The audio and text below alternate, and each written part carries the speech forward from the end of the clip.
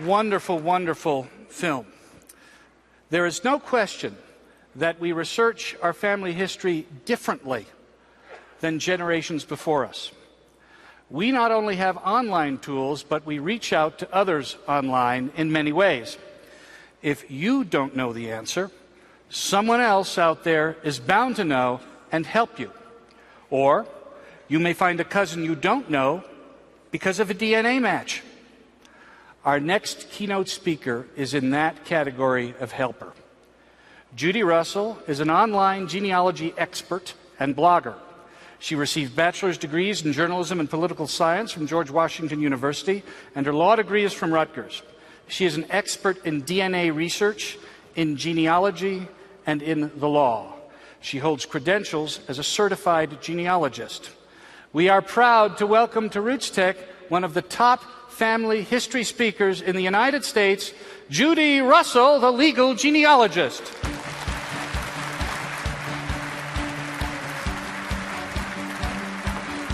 Welcome. Good morning. So at least this microphone works, right? You know, the theme of this conference is connecting our families, past, present, and future, right? So I was thinking about what exactly I wanted to say about that theme, and I recalled an article that I read probably can't be 6 weeks ago.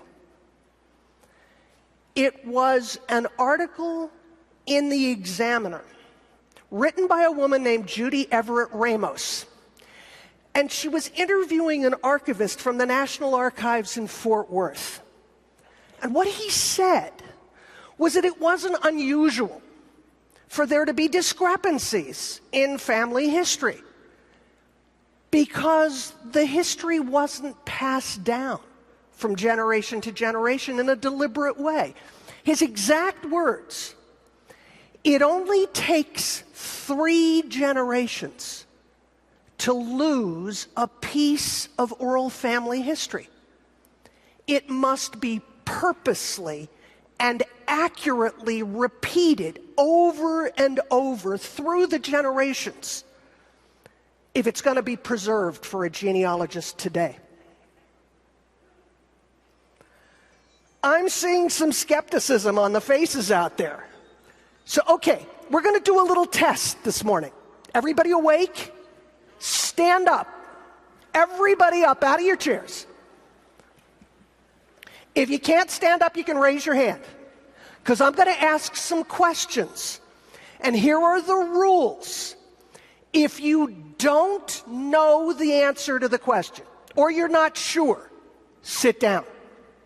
If you're sure of the answer, you can stay on your feet. Is everybody clear on the rules?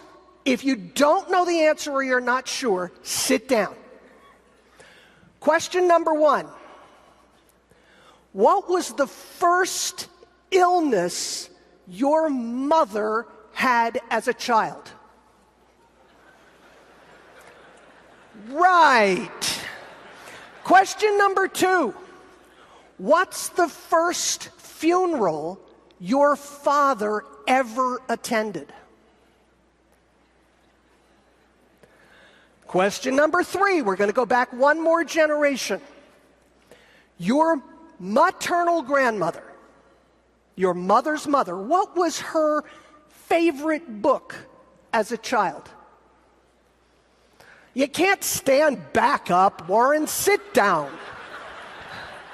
Okay, what about your mother's father?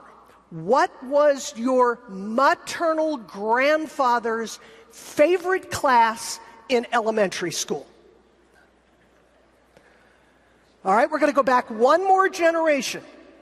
Just one. Your father's mother's mother. This is your paternal great-grandmother. What was her favorite toy as a child? I don't see too many people standing, but we'll do the one last one anyway. Your paternal great-grandfather, your father's father's father, did he know how to swim? And if he did, Where did he learn? And what was his favorite swimming hole? You know, I don't see very many people out there still standing up. And if you are, stop showing off. Sit down, will you? The fact of the matter is, we're losing precious pieces of our own family history because our family stories are not being repeated purposely and accurately through just 3 generations. And we're not the first ones to have this problem, not asking questions, not passing on the answers. You know, this is true through all history. Let me give you an example. Way back, even in one of the most dramatic episodes of American history, and how an entire life story can be lost in just 3 generations. You see, these are my family members, Thomas and Dorothy Davenport Baker of Culpeper County, Virginia, were patriots during the Revolutionary War. 5 of their 6 sons fought in the Revolution.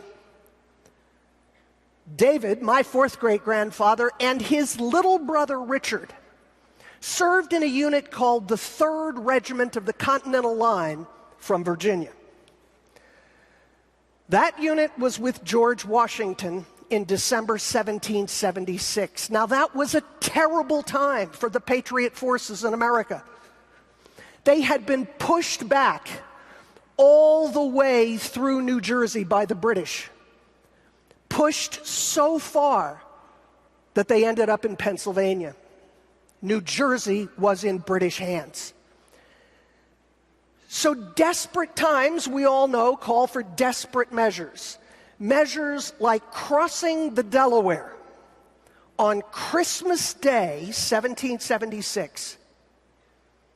The plan was to attack the Hessian garrison in the capital city of Trenton, New Jersey. Now, this attack was supposed to begin at daybreak the following day. So the troops were supposed to be on the move and the crossing to start right after dark on Christmas Day.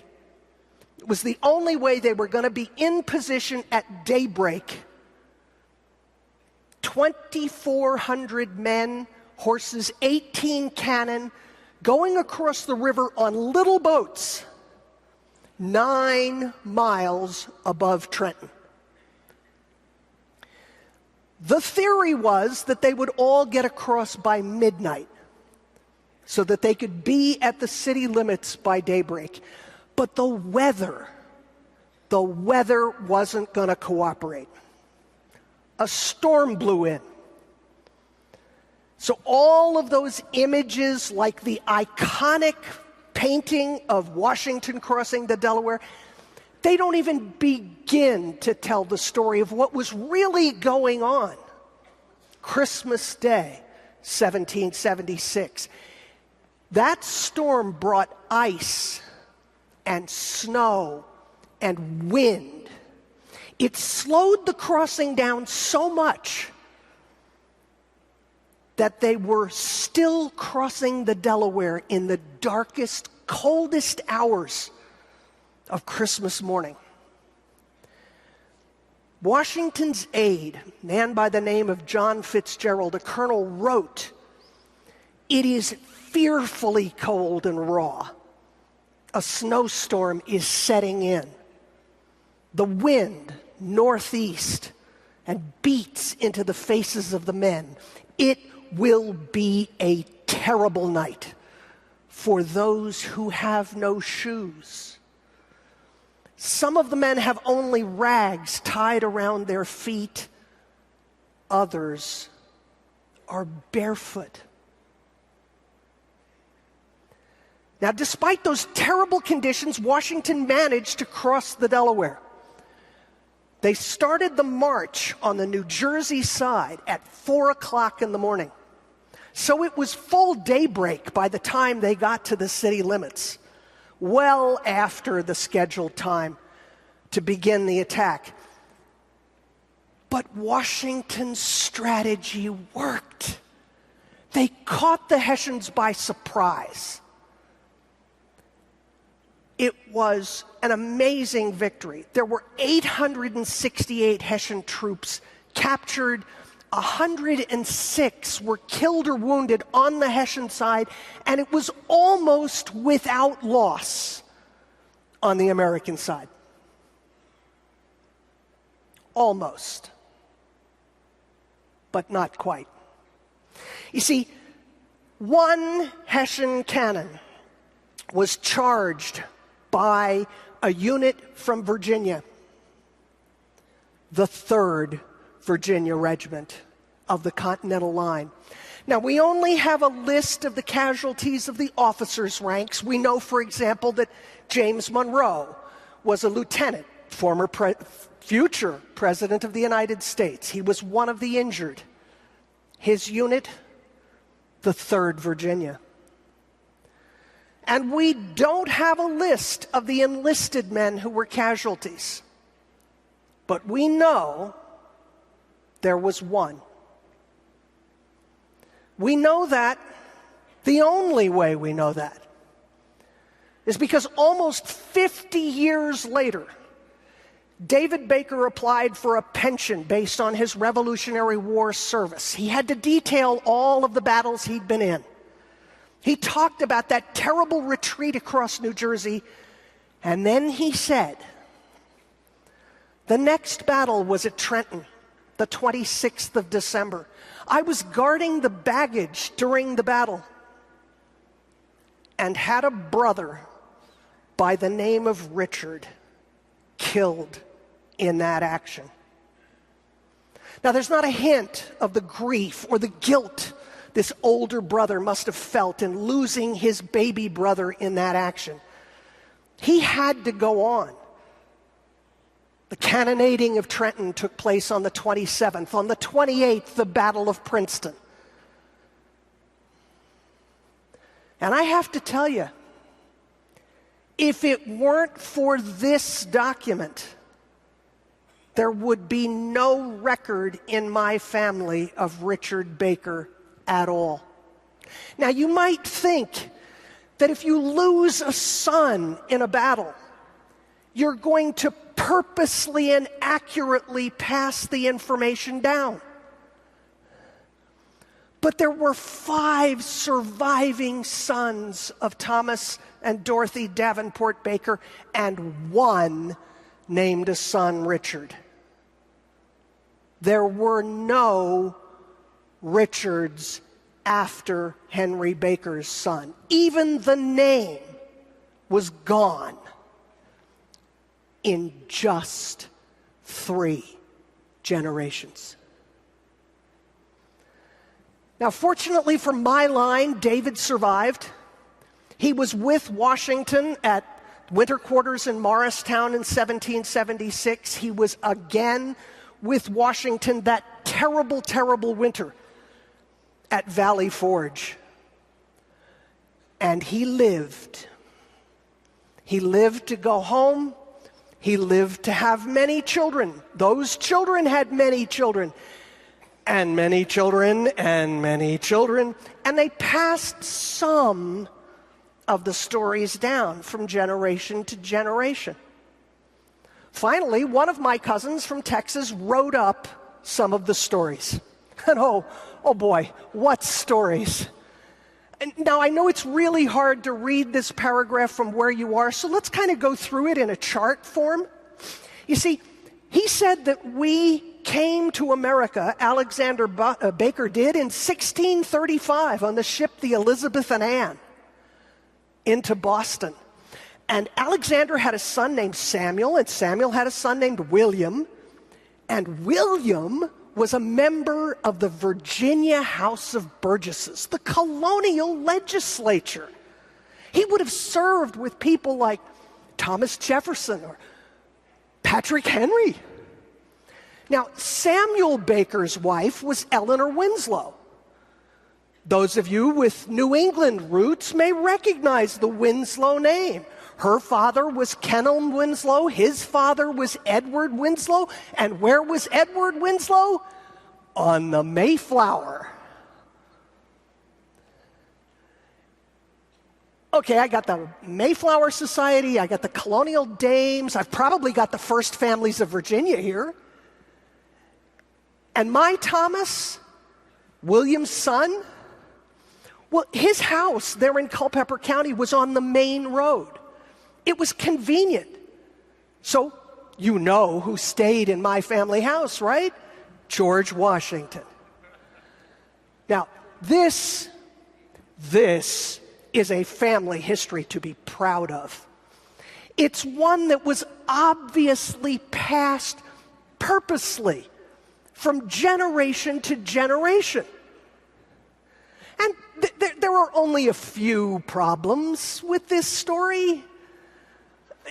Things like the fact that there never was a William Baker in the House of Burgesses.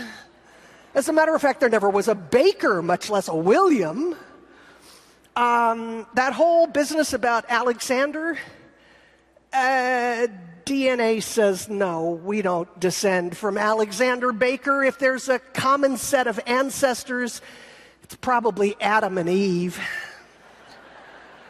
But that's okay, because you see, the Samuel Baker who married Eleanor Winslow didn't have a son named William, which of course means we are not Winslows, which means I am not from the Mayflower. But hey, I've still got George. No, there's not a shred of evidence that George Washington ever stepped foot in the Baker home in Culpeper County, Virginia.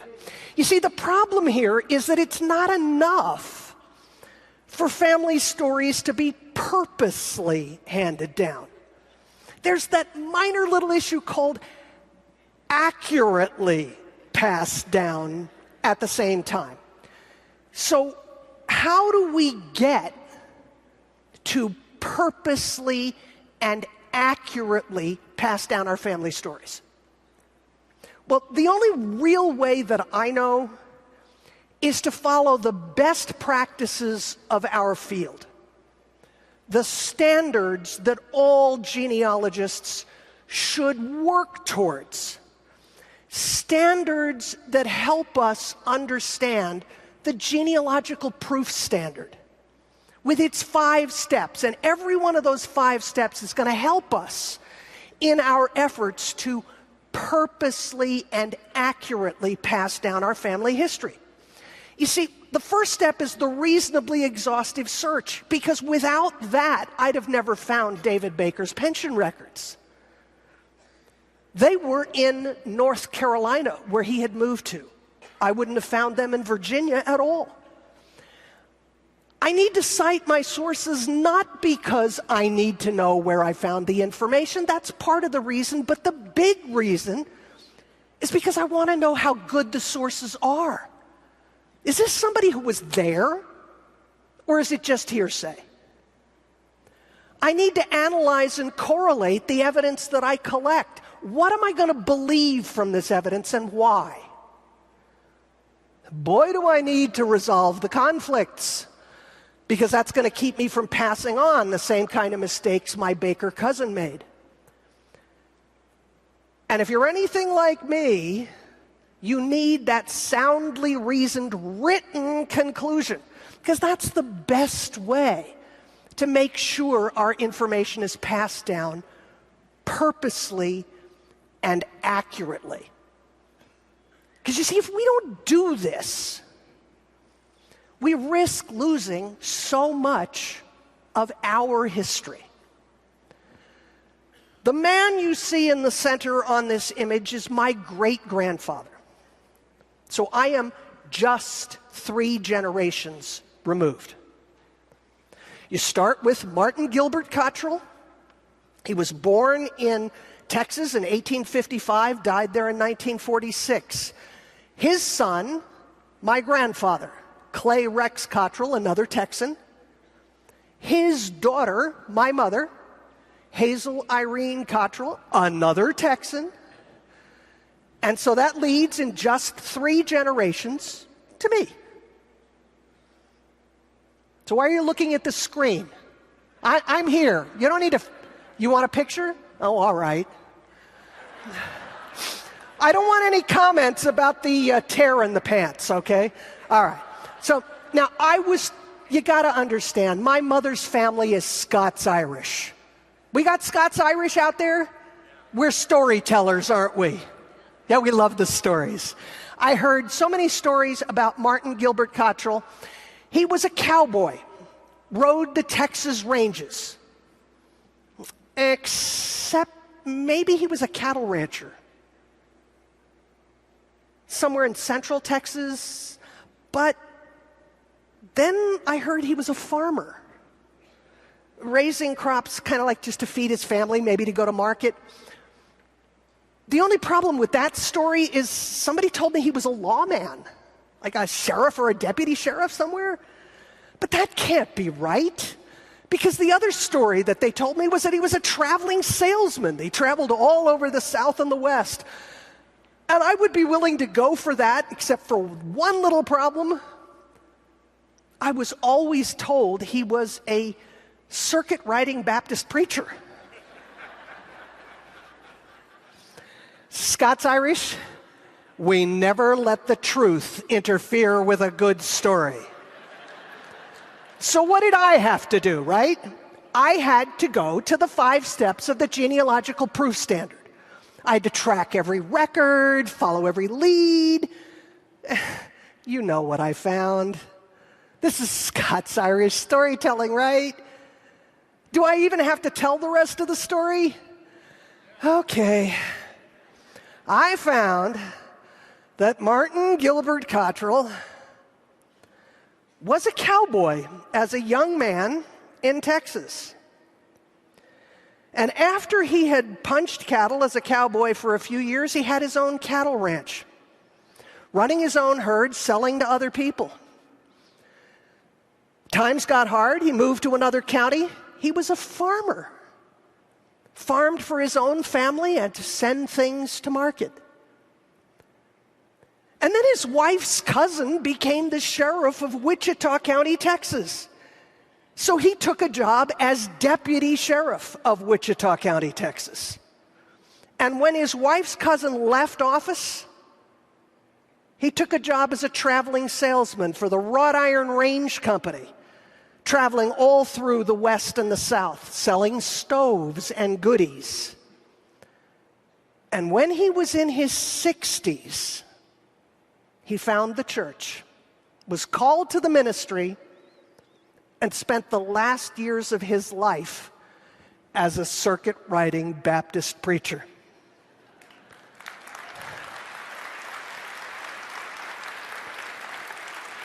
My family has these stories because they were purposely and accurately passed down from generation to generation.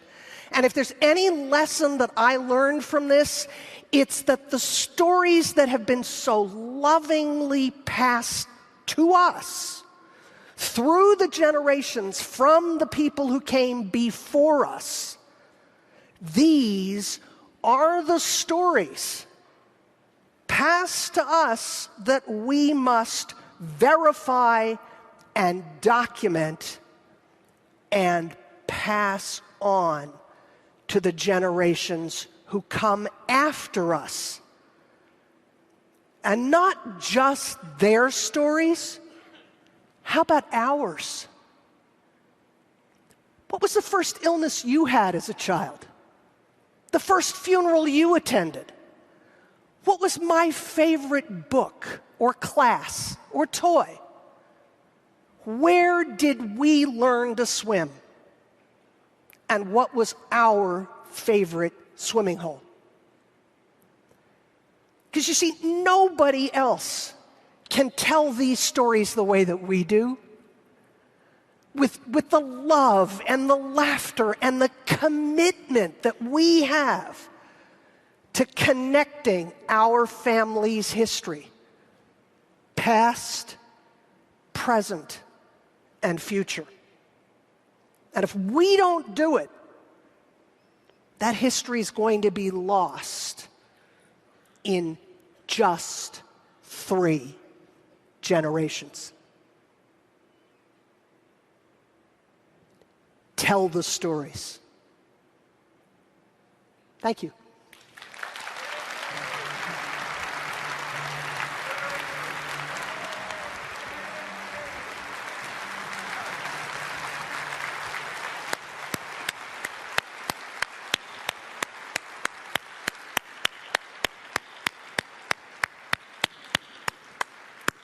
What great insight, what great perspective. Thank you, Judy. As you know, we are proud to have MyHeritage as today's sponsor. So please welcome my counterpart at MyHeritage, the Chief